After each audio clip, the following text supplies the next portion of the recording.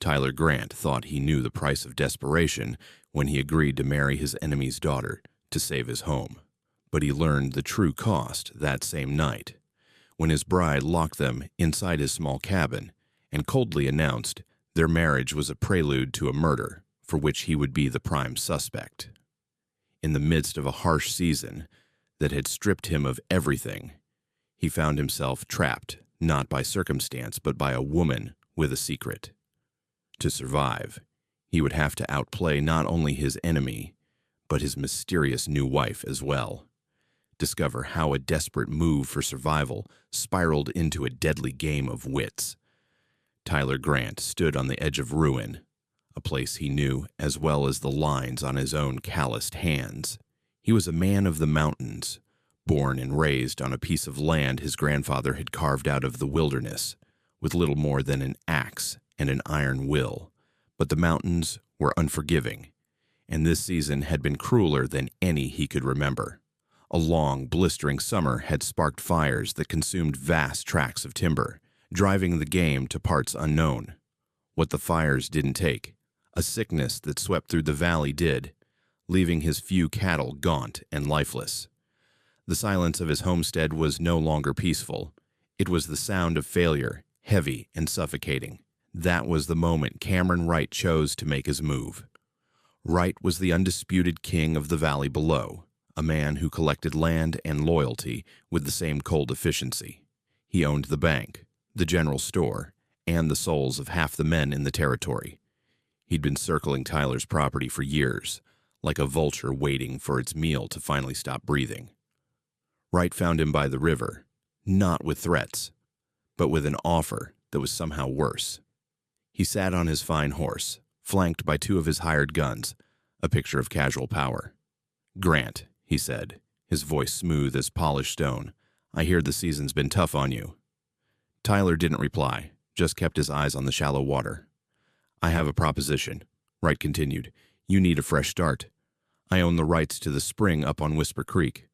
The water there runs cold and deep, even in a drought. That spring could save this land." Tyler knew the spring. It was the lifeblood of the upper ridge, and Wright had snatched it up in a crooked deal years ago. "What's your price?" Tyler asked, his voice rough. Wright smiled, a tight, unpleasant twisting of his lips. "My daughter, Amber," he said.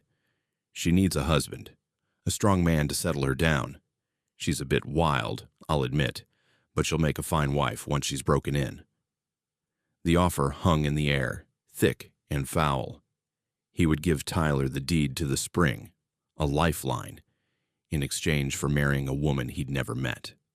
Everyone knew of Amber Lawson. She was a ghost, a rumor, a wild child kept out of sight. The humiliation of the proposal was a physical thing, a hot spike in his gut. He could feel the smirks of Wright's men on his back, but then he thought of his father's grave on the hill, of the promise he'd made to never let the land go. Swallowing the bitter taste of his own pride, Tyler Grant looked up at the man who was destroying him and gave a single, curt nod. He had just traded his freedom for a chance to survive. The wedding, if one could call it that, took place in a dusty, clapboard chapel at the edge of the valley, a place that felt more like a forgotten shed than a house of God. The air was thick with the scent of dry wood and hypocrisy. Tyler stood at the makeshift altar in his cleanest buckskins, feeling utterly out of place. The only guests were a handful of Cameron Wright's men, their faces impassive, their eyes missing nothing. They weren't there to celebrate. They were there to witness the closing of a deal. Then she walked in, and a heavy silence fell over the room. This was Amber Lawson. She wore a simple, dark traveling dress that looked more practical than celebratory, its fabric worn and faded. Her dark hair was pulled back severely, accentuating a face that was all sharp angles and stubborn pride. She was not the wild, untamed creature of rumor, but something far more unsettling. Her eyes, a deep, stormy gray, met his for a fleeting second, and in them he saw no fear, no submission, but a cold, defiant resolve that sent a shiver down his spine. She carried herself with a rigid composure that felt like a shield. The traveling preacher, a man whose loyalty clearly belonged to Wright, rushed through the words as if he were eager to get it over with. When it was time for the rings, Tyler produced the simple band he'd carved from a piece of mountain ash, a tradition in his family. She held out her hand, and he slid it onto her finger. Her skin was cold to the touch. She offered no ring in return. The ride back to his cabin, high in the mountains, was a long exercise in silence. The wagon creaked, the horses breathed, and the vast, empty sky stretched out above them. But not a single word was exchanged between them. She sat perfectly still on the wagon bench, staring straight ahead, her hands clasped tightly in her lap. Tyler's mind raced. He thought about the deed to the spring, now tucked safely in his saddlebag. He thought about the work ahead, the fences to mend, the new stock to buy. He tried to focus on the future, on the land he had just saved. But his thoughts kept returning to the strange, silent woman beside him, a woman who now bore his name. He had made a deal to save his home, but looking at her, he had the sinking feeling that he had just invited a far greater danger right through his front door. A different kind of chill settled in the cabin as the sun bled out behind the western peaks, a chill that had nothing to do with the mountain air. She had moved through his small, rustic home with a quiet, unnerving purpose, her eyes scanning every corner, as if she were memorizing a map. Tyler had offered her food, a piece of jerky and some hard bread, which she accepted without a word, and ate with a slow, deliberate grace that seemed out of place in the rugged cabin. He watched her, trying to read the unreadable expression on her face. Resignation. Fear. He saw neither. When the last of the light faded, she stood up from the small wooden table, walked to the single door of the main room that led to the small sleeping quarters, and entered. Tyler remained at the table, the weight of the day pressing down on him. He heard her moving around inside, the soft scuff of her boots on the floorboards. Then came a sound that made the hair on his arm stand up, the distinct, metallic click of a bolt sliding home. He froze, his hand halfway to his cup. The sound was quiet but final. She had locked the door from the inside. His home, the one place on earth he felt truly safe, suddenly felt like a cage. He stood up slowly and walked to the door, his heart beginning to pound a heavy, steady rhythm against his ribs. He tested the handle. It was solid, unmoving. "What are you doing?" he called out, his voice low and steady, betraying none of the alarm that was starting to coil in his stomach. For a long moment, there was only silence. Then her voice came from the other side of the door, and it was not the voice of a timid, reluctant bride. It was clear, firm, and colder than a mountain stream in winter. "Sit down, Tyler," she commanded. It wasn't a request. The authority in her tone was absolute. Then came another sound, the rustle of paper. A few seconds later, she spoke again, her voice sharp as broken glass. "My name is not Amber," she said, her words cutting through the silence. "My name is Haley Morgan." The name hung in the air between them, meaningless to Tyler but delivered with the weight of a final judgment. He remained standing by the door, his mind struggling to catch up. This was a trick. Another one of Wright's cruel games. "I don't know who that is," he said, his voice hard. "The woman I married is Amber Lawson." From behind the door, there was a dry, humorless laugh.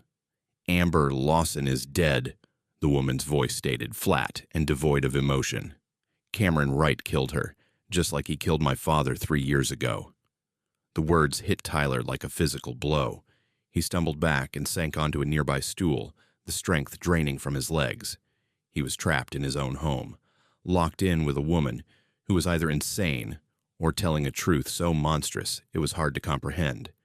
"My father owned the water rights to Whispering Falls," she continued, her voice a relentless, steady narrative of grief and fury.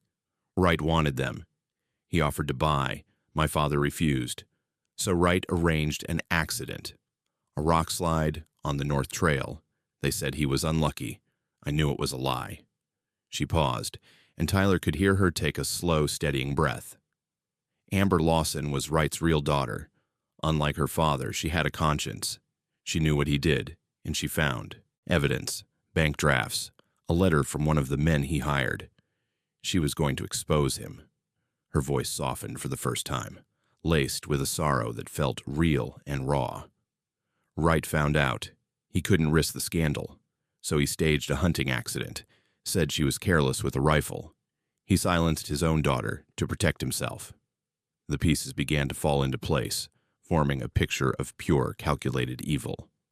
"I knew Amber," Haley's voice went on. "We were friends. She told me everything before he killed her.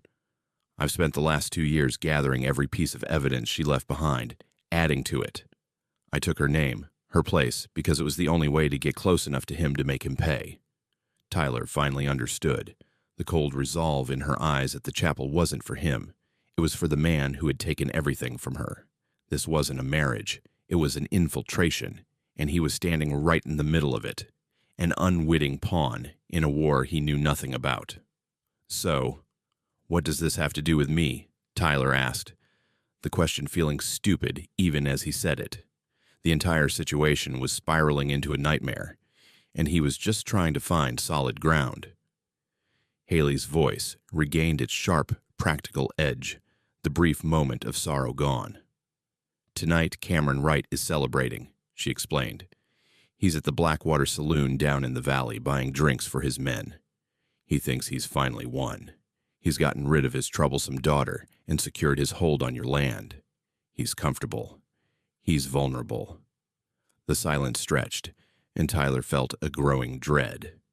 He knew what was coming next. "I have a vial of poison," she said, her voice matter-of-fact, as if discussing the weather. "It's potent and fast-acting. I'm going down there tonight. I'll get him a drink from the bar myself. He'll see the face of his daughter and suspect nothing." The cold-blooded nature of the plan was shocking. This woman, Haley, had thought of everything. Her grief forged into a weapon. "But you still haven't answered my question," Tyler pressed, a note of anger creeping into his voice. "Why me? Why drag me into this?" This time, her laugh was genuinely cruel, a short, sharp sound that echoed in the small cabin. "Because, Tyler, you are the perfect scapegoat," she said. The words landed, and the final piece of the puzzle locked into place with sickening clarity. "Think about it," she continued, her voice dripping with cold logic. "Everyone in this valley knows you hate Cameron Wright. They know he was squeezing you dry. They know you were forced into this marriage. When he's found dead tomorrow morning, who will be the first person they come for?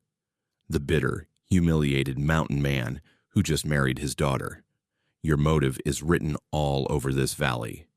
They will hang you before the sun sets, and I will be long gone." He finally, truly understood. He wasn't just a tool in her plan. He was the final piece, the sacrifice, that would allow her to escape clean. The marriage wasn't just a cover. It was his death warrant. A strange calm washed over Tyler. The shock, the anger, the fear. They all receded, replaced by a cold, sharp clarity he hadn't felt in months. He had been played, manipulated from every angle by both Wright and this woman. But they had both made the same critical mistake. They assumed a cornered man was a broken one. He leaned back on his stool, the wood creaking in the tense silence. "You've got a good plan, Haley," he said, his voice surprisingly steady. "It's smart, it's thorough. But it has one problem." From behind the door, there was a moment of silence, a flicker of uncertainty in her otherwise perfect composure. "And what's that?" she asked, a hint of suspicion in her tone. Tyler allowed himself a small, grim smile. "The poison you have," he said slowly, letting the words sink in. "It's not going to work. It's nothing but a harmless tincture of mountain herbs." He could almost feel her shock through the thick wooden door. "That's impossible," she shot back, her voice tight with disbelief. "I bought it from the old herbalist down in Dust Devil Gulch. He's known for his potent remedies. He guaranteed it would be lethal." Tyler stood up and walked over to the fireplace, stoking the dying embers. The orange light cast long, dancing shadows across the room. "The old herbalist is a good man," Tyler said, his back to the door. "He also happens to be my cousin, and he's been telling me everything that goes on in that valley ever since the last snow melted. He told me about a mysterious woman, asking for a fast-acting poison a month ago. He sold you exactly what I told him to." He turned around to face the door again. "I've been watching you, Haley. I've been gathering information on Wright for years, waiting for the right moment. Your arrival was unexpected, but I knew you were a piece on the board. I just wasn't sure what your game was until now." The silence from the other side of the door was absolute. Her perfect cold-blooded plan had just disintegrated, and she was locked in a room with the man she had intended to send to the gallows. The sound of the bolt sliding back was loud in the quiet cabin. The door creaked open, and Haley Morgan stood in the doorway, the useless vial clutched in her hand. The fury in her eyes had been replaced by a stunned, wary confusion. "Why?" she whispered, the single word encompassing a dozen questions. Tyler looked at her, at the raw pain that was now visible beneath the layers of her hardened resolve. "Because Wright didn't just ruin your life," he said, his voice low. "He's been slowly killing this land, my land, for years. He diverted streams, ran my trapping lines dry, and then used his bank to buy up my debt for pennies on the dollar. That spring he gave me, it belonged to my father before Wright forged a claim on it." He walked past her and looked out the small window toward the distant faint lights of the valley. "Killing him is too easy," Tyler said, more to himself than to her. "A quick death in a saloon, that's a mercy. I want him to lose everything the way I did. I want him to watch his empire crumble, piece by piece, until he's left with nothing but dust and regret. I want him broken." He turned back to face her. "I've been working with a federal marshal," he confessed, "a man named Austin Hayes. He's been building a case against Wright for months, a real one, with evidence and witnesses. Your documents were the final piece we needed. Marshal Hayes and his deputies are riding in from the capital. They're due to arrive at dawn." Haley stared at him, her entire worldview shifting on its axis. She had seen him as a simple obstacle, a pawn. Now she saw a man whose patience and planning dwarfed her own desperate, violent scheme. Their goals were the same, but their paths were worlds apart. "So, all this," she started, gesturing vaguely at the cabin, the marriage, "was a lie." "It was a means to an end," Tyler corrected her. "For both of us." In that moment, a fragile, unspoken understanding formed between them, two solitary people bound by a common enemy. But just as the tension began to ease, a new sound cut through the night. It was distant at first, then grew steadily louder. The unmistakable rhythmic thunder of approaching horses, riding hard and fast. They both froze, their eyes meeting in sudden shared alarm. Their quiet, calculated plans had just been blown apart. Someone knew. "It's Wright," Haley breathed, her face paling. How could he know? Tyler's mind raced, sifting through possibilities. Marshal Hayes was trustworthy. His cousin, the herbalist, was family. There was only one other person who knew about the marriage and had direct access to Wright. "The preacher," Tyler said, the word tasting like ash. "He's on Wright's payroll. He must have gotten suspicious and sent a rider ahead." The sound of hooves was close now, echoing off the canyon walls. They could see the bobbing lights of at least half a dozen torches coming up the trail. There was no time to run. "The cellar," Tyler said, his voice dropping into a calm, commanding tone that surprised even himself. He moved quickly, pulling back a worn bearskin rug and lifting a heavy wooden trapdoor hidden in the floor. "Get in there with the papers. It's deep, and the entrance is well hidden. Don't make a sound, no matter what you hear. Don't come out until morning." He grabbed his old rifle from its pegs on the wall, its familiar weight a small comfort. Haley hesitated, clutching the bundle of documents to her chest. "They'll kill you," she said, her voice trembling slightly.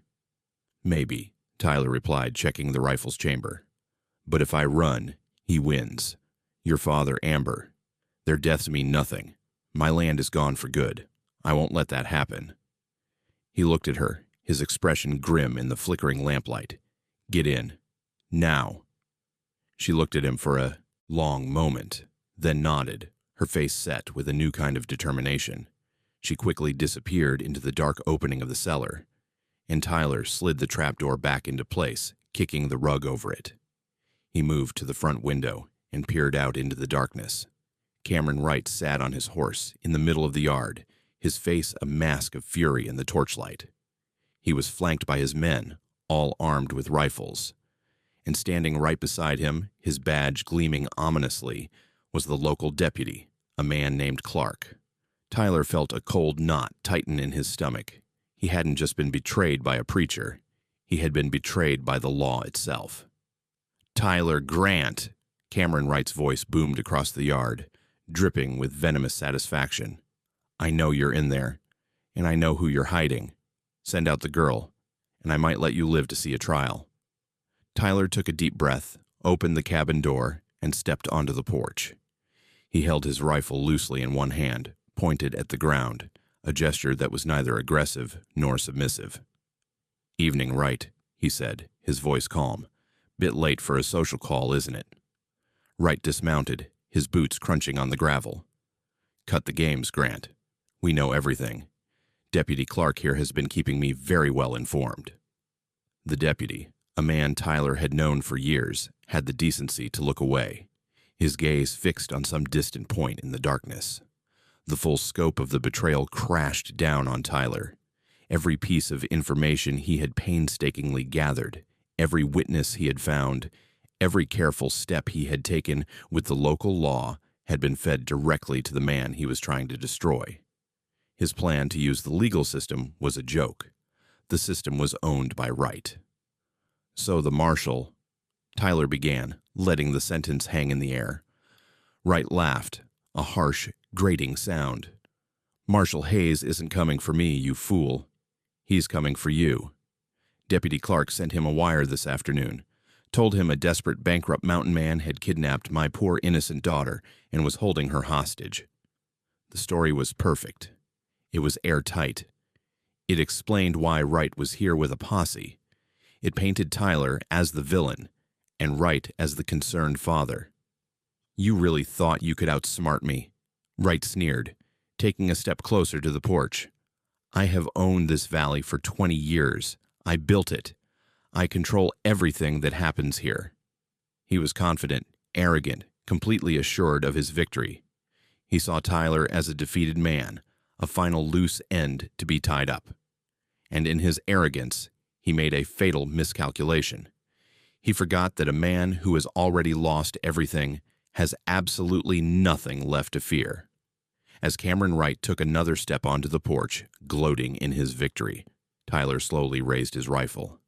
Wright's men tensed, their own weapons coming up, but Tyler's aim wasn't for the man himself. His eyes were fixed on the flickering oil lantern that Wright held high in his left hand, its light casting monstrous shadows across the yard. "You forgot the first rule of the mountains, Wright," Tyler said, his voice low and clear in the night air. The hammer of the rifle clicked back with a sound that seemed to echo through the valley. "What's that?" Wright asked, his sneer unwavering. "Never, ever trap an animal you aren't prepared to kill," Tyler said, and fired. The shot was deafening. It didn't hit flesh, but glass and metal. The lantern exploded in a shower of sparks and burning oil. Wright screamed as the flaming liquid splashed across his coat and arm, stumbling backward and frantically beating at the flames. In that single chaotic moment, the yard was plunged into near total darkness, pierced only by the distant torches of the other men. Tyler didn't hesitate.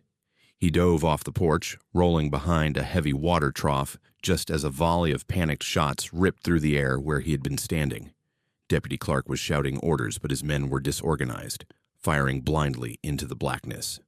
The advantage had shifted in a heartbeat. But before Tyler could fire back, a new sound cut through the chaos. It was the thunder of more horses, a large group, coming down the mountain pass at a full gallop. For a terrifying second, Tyler thought Wright had brought reinforcements. Then a voice, sharp with absolute authority, sliced through the night. "Federal marshals, drop your weapons. Now." Through the gloom, Tyler saw the shapes of a dozen riders fanning out, their forms outlined against the skyline. Leading them was a tall, imposing figure, Marshal Austin Hayes. Just then, a light appeared in the upper window of the cabin. It was Haley holding a second lantern. She hadn't been hiding in the cellar. She had climbed up to the loft, and she hadn't been waiting for rescue. She had been signaling.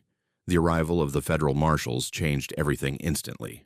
Wright's men, caught between the darkness and a line of determined lawmen, threw down their rifles without a second thought. The fight was over before it had truly begun. Wright, still smoldering and swatting at his sleeve, stared in disbelief. Deputy Clark, his face a mask of pure panic, made a move for his sidearm. He never cleared the holster. A single shot cracked from Tyler's position behind the trough, and Clark's pistol went flying from his hand as he yelped in pain. Marshal Hayes dismounted, his boots landing with authoritative weight on the ground. "Cameron Wright," he announced, his voice carrying across the yard. "You're under arrest for fraud, conspiracy, and the murders of John Morgan and Amber Lawson." As two deputies roughly shackled a sputtering Wright, Marshal Hayes turned his attention to the porch. "Haley Morgan has been acting as a federal informant for the last 6 months," he declared for all to hear. "Every move you made, every threat you issued, has been documented and reported." Haley came out of the cabin then, walking calmly down the steps and handing a thick bundle of papers to the marshal. She stopped beside Tyler, who was now standing, his rifle held loosely at his side. The look that passed between them was one of exhaustion, relief, and a profound, unspoken respect. "The marriage was my way in," she said, her voice clear and strong, for both the marshal and Tyler to hear. "But Amber Lawson was a better person than her father ever knew. She discovered his crimes and tried to do the right thing. He killed his own daughter for it. Tonight was for her, and for my father." The corrupt Deputy Clark was cuffed and read his rights, his career in law enforcement ending in disgrace. As the deputies led the prisoners away, a quiet dawn began to break over the eastern peaks, painting the sky in soft shades of gray and pink. The long night was finally over. The reign of Cameron Wright, the tyrant of the valley, had come to an end. In the quiet aftermath, as the sound of the departing horses faded into the distance, a profound silence settled over the homestead. The air was cool and crisp, smelling of pine and spent gunpowder. Tyler and Haley stood together in the yard, two strangers bound together by a fake marriage and a very real night of violence and revelation. The immediate danger was gone, but the future was a vast, uncharted territory. The land was still his, but it was broken and scarred, just like him. The drought wasn't over. The lies that had brought them together still hung in the air between them. They were married in the eyes of the law, yet they barely knew each other. Tyler looked at the woman standing beside him. He saw the exhaustion in her eyes, but also a strength that he was just beginning to understand. The hard shell she had built around herself was gone, replaced by a quiet vulnerability. He thought about the lonely years ahead, the struggle to rebuild what he had lost. For the first time, the thought of facing it alone felt heavier than it ever had before. "What now?" he asked, the words simple, but holding the weight of everything that lay ahead. Haley turned to look at him, and for the very first time he saw her genuinely smile. It wasn't a large or dramatic expression. It was a small, tired, but incredibly warm curve of her lips that transformed her entire face. It was a smile that promised resilience, not happiness. It promised a chance. "Now," she said softly, her gaze sweeping over the rugged, beautiful land that stretched out before them. "Now we start rebuilding." Tyler looked from her face to the mountains, his mountains, which were now bathed in the gentle light of a new day. He didn't know what the future held. He didn't know if they could build a life from the ashes of so much deception and pain. But as he stood there beside the woman who had married him for revenge and instead found a partner in justice, he realized that sometimes the things you fight hardest to save are not just land or legacy, but the unexpected chance for a new beginning.